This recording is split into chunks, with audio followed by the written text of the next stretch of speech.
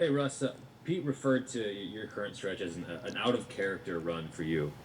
You mentioned obviously you took some blame for the turnovers and all that. I'm just curious if you've been able to put your finger on maybe why things haven't been as productive and successful for you individually as you hope.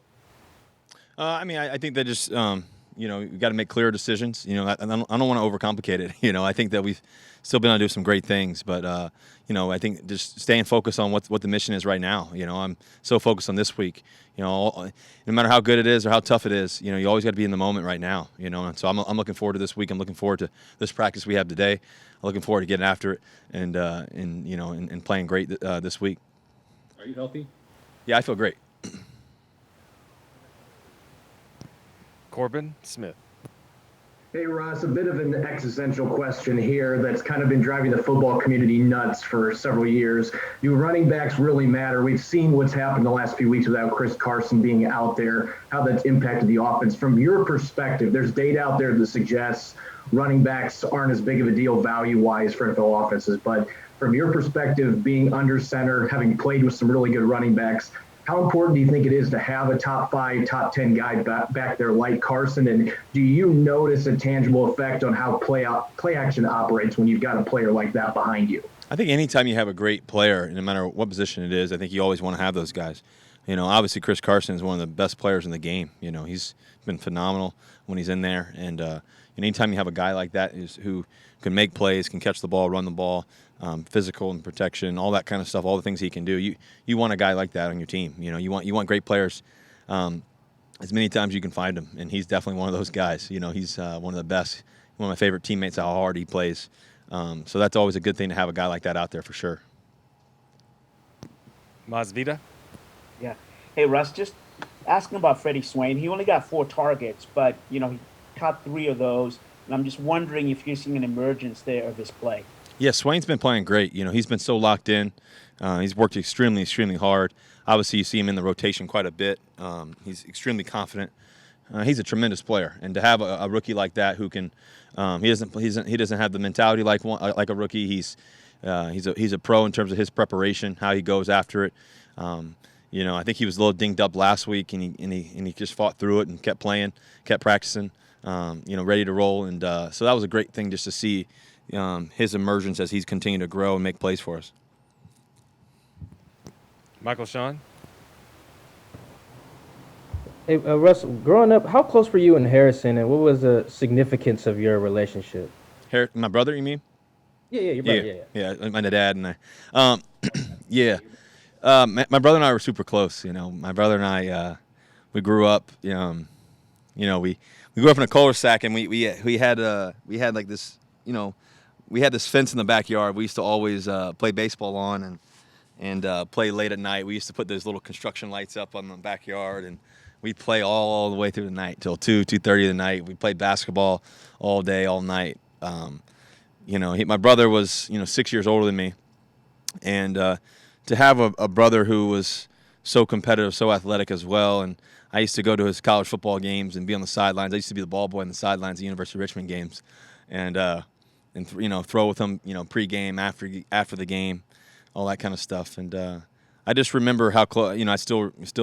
We're still super close. Obviously we do business together with Limitless Minds and all that, but my brother's means the world to me. And so he's definitely one of my best friends in the world. He's everything to me. And he really taught me how to play the game. He pushed me, challenged me every day. He didn't take it easy on me either.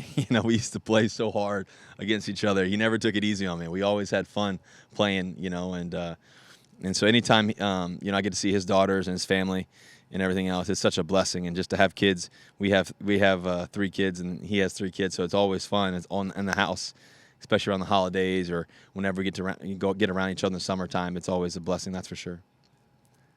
Did he shape how competitive you are? Yeah, I think so. He helped that for sure. I think that you're kind of born with it, I believe. But you also, it's also nurtured. Throughout your life. And I always played up. That was the thing. I was always playing up. I was always playing 5, 6, 7 years older than me.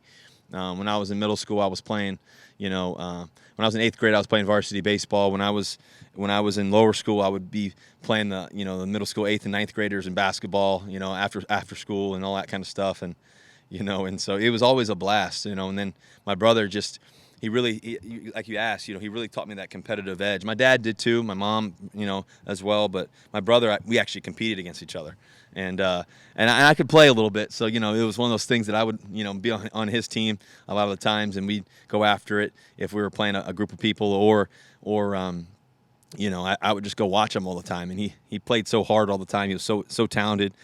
My brother, I think my brother's one wish, and if he could do it all over again, is he played quarterback. He was a receiver. He could really spin it, though. He could really throw the ball really well. And but he always got the ball. They always handed him the ball or threw it to him. And but he could spin it a good 50, 60, 70 yards almost. So he was a good quarterback for sure. He played center field and all that, so he had a great arm. Thanks. Yep. Bob Condotta?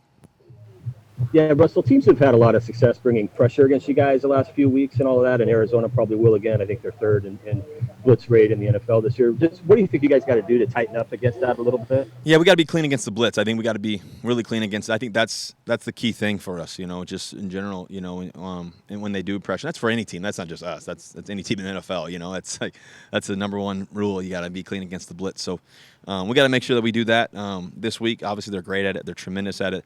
Their coach is, unbelievable at the other pressure stuff, and they got a great defense. They got a lot of respect for them. So we got to be ready for that for sure. Brady. Russ, do you remember the last time, if ever, you were on a team that lost 3 straight games, if that's ever happened? I don't ever think about that. I don't ever think about it. That's not my. I don't ever think that way. What we don't see you guys lose 2 straight very often. What is the what kind of vibe have you sensed in the locker room this week? We've been super upbeat. Obviously we've had some tough challenges along the way, but everybody's upbeat. Everybody has great belief. There's no doubt that we're talented. There's no doubt that we can do some great things. There's no doubt that we're going to continue to do great things, and that's what we're excited about. We're excited about this opportunity. Every week it has this new history of its own. Every game tells its own story. Every game has a new history, and you got to treat it that way. You can't say 1-0 this week and say it when you're winning and not say it when you're not winning. So it's one of those things that you got to stay true. And I think that's the thing that we've always been focused on, and just we're looking forward to this matchup. We're looking forward to this challenge. They're a great football team. They're playing great. We haven't been playing our best the past couple weeks, but we'll get back onto playing our best, and we're looking forward to a great matchup. It's always a great matchup between us and the Cardinals, so we know that. Thanks. Yep. Adam. Yeah, Russ, I'm just curious what the conversations are like between you and DK after a tough game for him, tough game for obviously the offense overall on Sunday. What are those conversations like the last couple of days? It's been great.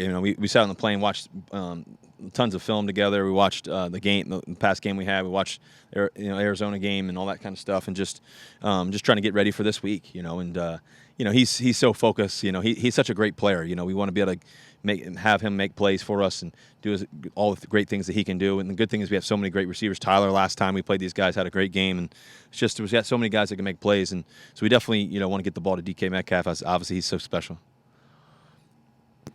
Jackie. Hey, Russ, you touched on it a little bit, but in the event that you can get either Carlos or Chris Carson back for this game, having one of them in the backfield, what does that open up for you and the offense? Well, I think they're such great runners.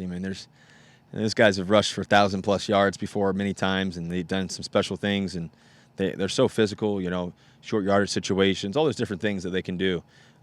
They're just great, and I think DJ Dallas has done a really good job for us. He stepped in as a rookie, has made great plays for us. So you don't want to discredit what he's been doing too. He's been really, really key for us. He made some great catches last week. He, has ran the ball well. AC has stepped in and ran the ball well. But guys like Carlos and Chris, they've played so much ball and so much experience of it all, and just to have that plethora of running backs in the backfield is always a great thing for us, and to have that stable just coming in and coming out.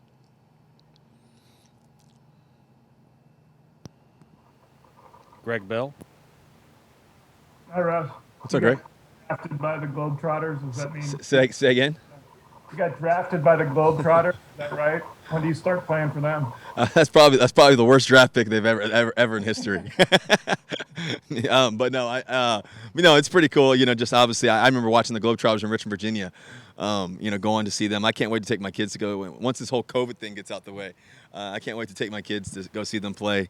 It's always a cool thing, obviously, and just being around them. I remember last time the Globetrotters came in town, we had the trick shots and all that kind of stuff, and I got to throw the ball at the football at the spinning, the ball spin on their fingers and stuff like that, on their heads and all that kind of stuff, and I think they were shocked. So it was a fun time. So I think that's maybe why I got drafted. Russ, what did you do and say in the locker room after the game, on the plane ride home, and what's your message been to your teammates since the Rams? I think the same message, I kind of talked to you guys about, and I think that, anytime you want to be great, anytime there's greatness in store, anytime that, you want to, anytime a team or player or anything wants to be on top of a mountain, you may slip and fall a little bit, and you got to just keep climbing.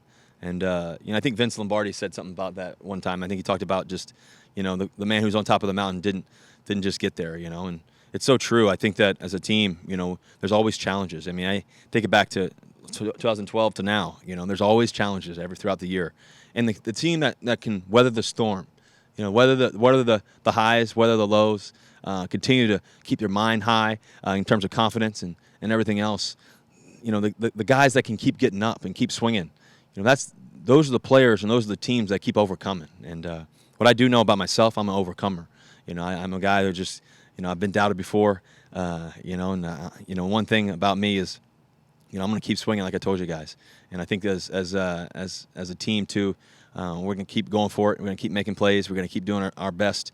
We're doing everything we can to prepare at the highest level. And I think you just eliminate some of the simple mistakes. I think that's the simple part of it.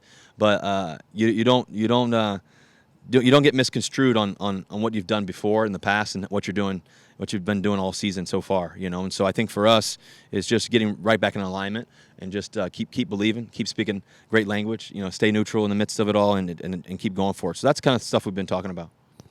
Who's doubting you? I don't know. I don't pay attention to much. So I just, at the end of the day, I just mean as a team and everything else, it's easy to doubt when you lose a game or you lose a moment. That's the easy thing to do. The challenging thing to do is, as a player, as an individual, anything in life really, when you go through tough times, how do you keep believing? How do you keep getting back in alignment, with all that? And so, I think for us, just knowing who we are, I know, for me, in particular, continue to have great language and knowing who I am and what I've done, and continue to believe in that. And I think that if you ask any great baseball player, any great shooter, any great quarterback, there's always tough challenges amongst the way, and even during the season, obviously. And I always kind of use the baseball analogies, as you know, Greg. But sometimes you go to the plate, you go 0 for 4. You go to the plate again, you go 0 for 4. The next time you go 0 for 4 again. Next thing you know, how did I get to 0 and 12? But what do you do? Do you not go up and keep swinging? So I think that's the thing. I think great players, great hitters, great shooters, great golfers, great quarterbacks, they find a way to get back out of it, and that's just the belief, that's just the mentality. I look forward to it. I look forward to the adversity. I always have and always will, and I'm looking forward to overcoming it all and us getting back on track. And we got a great game this week, like I said. To try to go 1-0 against these guys. They're a great football team. Got a lot of respect for how they play across the board. They got a lot of great players. We got a lot of great players. The NFC West matchup. It's the toughest division of football, and we'll be ready to play our best football. Art. Russ, you've been sacked 11 times the last 2 games. You got 30 this season, 4th in the NFL. Besides the missing backs, what's changed in the pass pro since the beginning of the season? Yeah, that's a good question. I think that we just got to be a little bit cleaner. Like I said earlier, every game, every play, and it sounds kind of crazy, but it's true. It's every play dictates itself, and what we got to do is we just got to be clean in those moments, and we got to be a little crisper, myself included, all of us, and so we got to be on our stuff, and So I'm looking forward to us getting back. I think our offensive line is a great offensive line. I think we've definitely have had some bumps and bruises along the way. Posted going down, being injured and dinged up. Obviously, Kyle got a little dinged up. He did a great job last week. Stepping in, and he hurt his ankle, and then he kept battling. It's a great defensive line. And we've had some other things here and there, and so it was good to see Big Mike back in there. I thought Simmons did a good job when he was in there, but Big Mike's veteran experience is always great too as well. So the good thing is, the first few games first 5 games or so, we had the same consistency for the most part. Those front 5 guys, and we've gotten dinged up a little bit. But the good thing is that those guys have been battle tested. The guys who've had to step in, and they've done a good job of it. Like I said, a guy like Kyle, for example, stepping in and doing such a great job last week against, arguably, one of the, best defense linemen of all time, rushing them, and with a bad ankle, that Kyle had, to battle through that. So, I think that we just got to get back on track. Steve Weish. Hey, Russell, just kind of a specific question about the Cardinals and a quick follow-up. I think last time they played you, they came with some alignments of like 6 linebackers and 5 DBs. When you see personnel groupings like that, I think they kind of came at you on 3rd and 4th downs with those. How do you kind of diagnose that on the spot? And then now that you've got film on it, are there anything that you saw when they came out with that you expect to see? Well, they do a great job of mixing all the different guys who pressure, and they change their packages so much, like you asked Steve and talked about. They do a really good job of that. They're one of the best in football at it, to be honest with you. I think Vance is one of the best coaches in the game in terms of how he does his pressure packages and all that stuff. So, I think for us is just diagnosing it, being clear, be on the same page communication-wise. I think that's what happened to us last time. We missed a couple blocks here and there, and we just got to be on that same page and as a collective group. And I think that will help us. Obviously, they bring a lot of confusion and different things that they try to do, but there's also a lot of things that can happen because of it, and in a good way for us too as well. So I think that's the biggest thing that we have to be really clear on, just identifying stuff and making sure we're crisp. Also, when you got a team that's got DBs like Buda Baker and Patrick Peterson, some of the versatile players back there, what is with you back there seeing so many talented DBs in your career? How do you know how to help guys like DK or Tyler, or these guys kind of maybe exploit their strengths and weaknesses? Well, it's all about film study. It's all about all the things that they do really well and knowing what they do really well. There's not too many things they don't do well. There's nothing they don't. There's nothing that they may do 10 things great, and there may be 2 things they do good, and that's about there's nothing they do bad. So we just got to be on our stuff. We just got to be communicating about what they do really well, what we do really well too, and just being in attack mode. I think that guys like Tyler, guys like DK, they're such special receivers. I think a lot of people fear their ability too as well. It's a two-sided coin, in terms of that, and it's reciprocal in terms of respect for those kind of players. And we have so much respect for Buda, we have so much respect for Patrick and how he plays, and everything else. And so we've played a lot of great players in the past, and these guys are some of the best that we've played for a long time. Thank you, Russell. Anything else? Thanks, guys. Go Hawks.